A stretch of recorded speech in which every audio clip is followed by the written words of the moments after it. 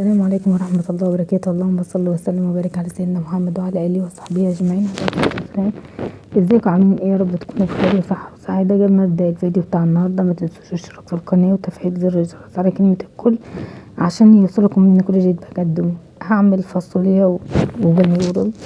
فانا حطيت مادة دهنية وبصلة فرمتها ونزلت بيها حمرتها زي ما انتوا شايفين وهطشها بالطماطم.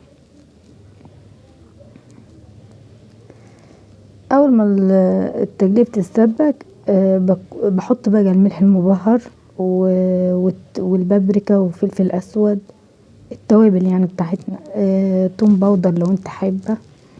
كمان عايزه اقول لكم دي بديل مرقه الدجاج ماجي.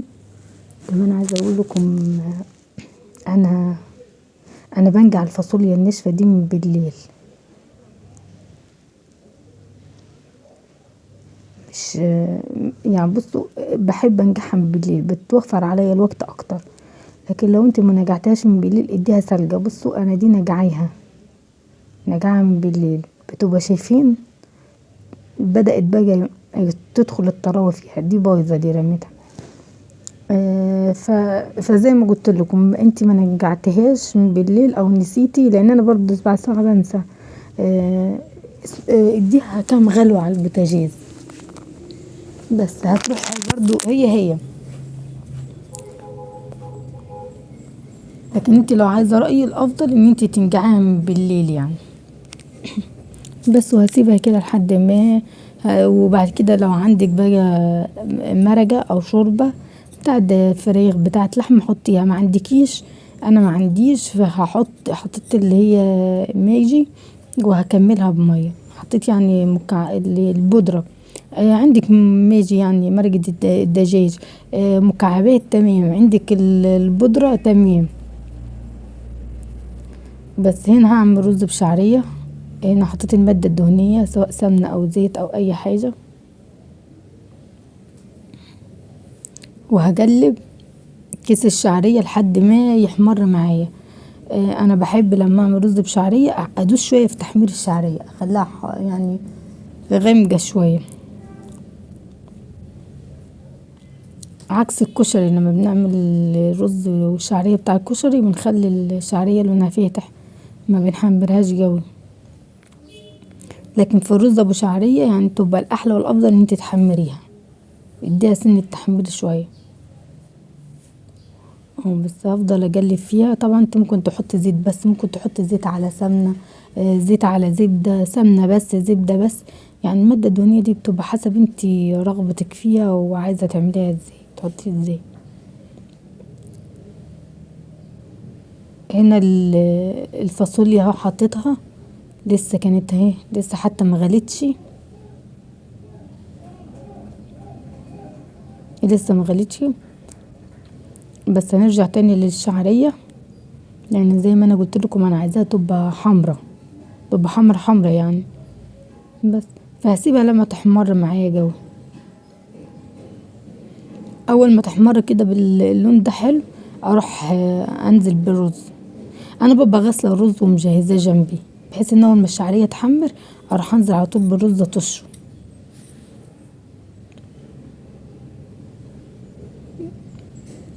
الكميه اللي انت عايزاها. بس انا بحب احط يعني بصوا، يعني انا بحط مثلا لو احط 4 كوبات رز احب احط 3 شعريه،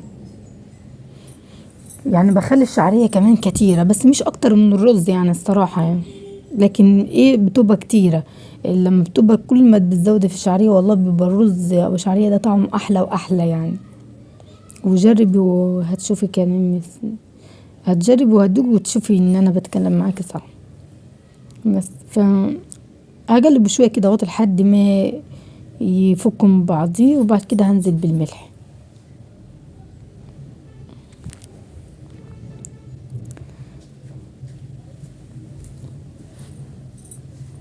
بس الملح الابيض. ولو عندك مرق الدجاج او البديل البودر بتاع مرق الدجاج حطيه برضو بيبقى حلو في الرز. بس اقلب، انا بحب اقلب شويه الرز في الملح علشان ايه؟ قبل ما تشوي اضمن ان الملح كله داب، عارفين في الشتا ديت بيبقى فيه تكتلات في الملح شوية كده، بس لما تجلبيه حلو فيها، وبيبقى الرز سخن يعني لان تروح تدوب. تيجي بقى تطش الرز بالمية، بتبقى المية مغلية، دي اللي هي البديل البودرة الماجي اللي قلتلكم عليها اهي، ضفتها بتلاقيها كمان ايه، لا الله ده بيجي طعمه، بيديله طعم احلى كمان. تيجي بقى لما تطش المية عليها انت اساسا مدوبة الملح مع السخونة بتاعت الرز وانت بتقلبي، فهتلاقيها الرز الملح داب معاكي خالص، يعني مجرد ما تقلبي تقلبتين خلاص الملح داب معاكي، فتضمن ان انت كده ايه الملح ما يبقاش مكتل، ولا تلاقي حتة في الرز كده مالحة اهو. تطشيه وهسيبه لما يتشرب. بعد ما بيتشرب انا بوطي عليه خالص، عين البوتاجاز زي الشمعة كده، بس بعد ما بيتشرب خالص وسيبيه 10 دقايق تلاقيه طاب خلاص. بنزل انا الرز من على الحلة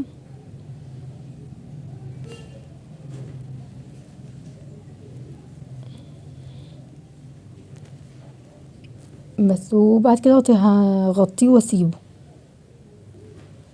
الشعرية لما بتكوني البتاع ده، يا ربي اللهم صل على حضرة النبي عليه الصلاة والسلام، الفاصوليا لما بتكوني انتي نجعاها من بالليل، والله عايزه اقول لكم بمجرد ما بصوا عقبالة ما الرز يطيب هتكون الشعرية طابت، لان هي لما انتي نجعاها مش هتاخد معاكي وقت في الطيبان،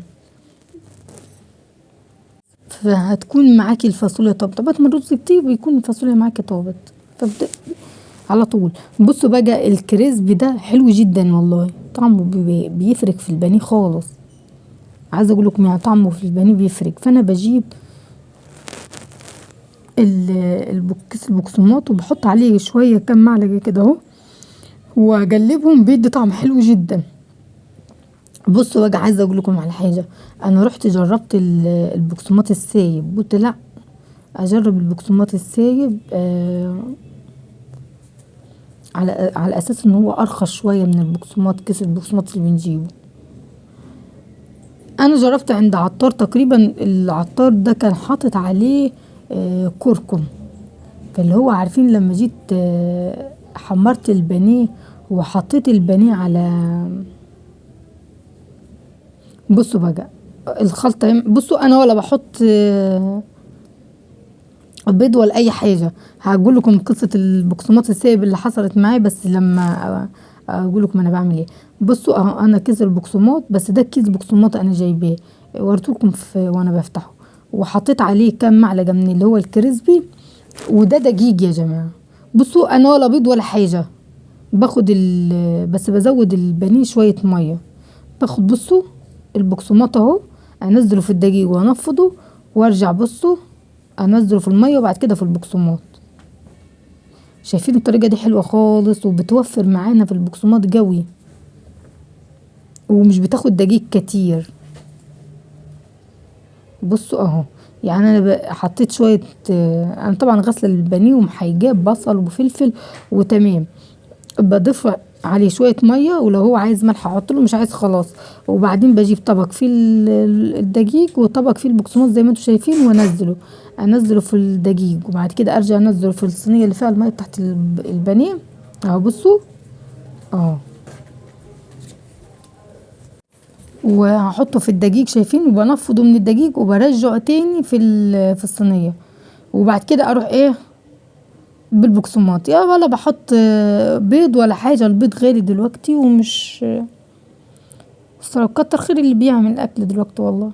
بس فانا يا دوبك، بس هنعمل ايه فانا يا دوبك ايه اهو شايفين. والدقيق ده يا جماعه والله بيوفر كتير من البقسماط، طبعا كالعاده وانت كده عرفتوني مش عارفه فيا الخصله دي، بقوم اعمل الاكل على اخر، بصوا يعني يا دوبك على اخر اللحظات.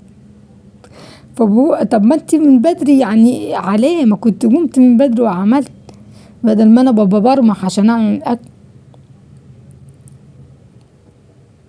بس اهو هي دي طريقتي في البانيه، على فكرة بيبقى طعمه حلو جدا.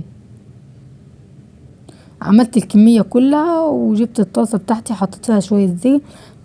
انا بحمره بزيت بس ولا سمنة ولا اي حاجة. وهحط ايه البانيه اهو. بصوا بقى بعد ما الرز، بس شايفين الرز شكله عامل ازاي؟ يعني بسم الله ما شاء الله الرز شكله تحفة. انا هو بوريكم بقول لكم شايفين ولا معجن ولا اي حاجة. وادي الفاصوليا ما شاء الله طعمها جميل. وبصوا لونها عامل ازاي. بس فانا والبانيه هو شايفين مجرمش جدا. وكمان لونه يا جماعة شايفين لونه حلو ازاي. انا بقطع عليه البوتاجاز زي ما عشان يبقى طيب من جوه. شايفين اهو. دي طبق رز تاني. وادي البانيه اه. شايفين البانيه طيب من جوه كمان ومجرمش. وادي القشره بتاعته. بس الافضل بقى انتوا تحطيه في على مناديل. شايفين دي اتحمرت مني قوي بس عادي يعني اتاكلت. مفيش حاجه بتترمي، هي القشره بس اللي اتحمرت مني قوي. بصوا عايزه اقول لكم والله نسيتها كنت هحكي واقول لكم ايه. المناديل بتاعت المطبخ بتبقى حلوه خالص في البانيه. بتبصوا بتشفطوا الزيت منها خالص.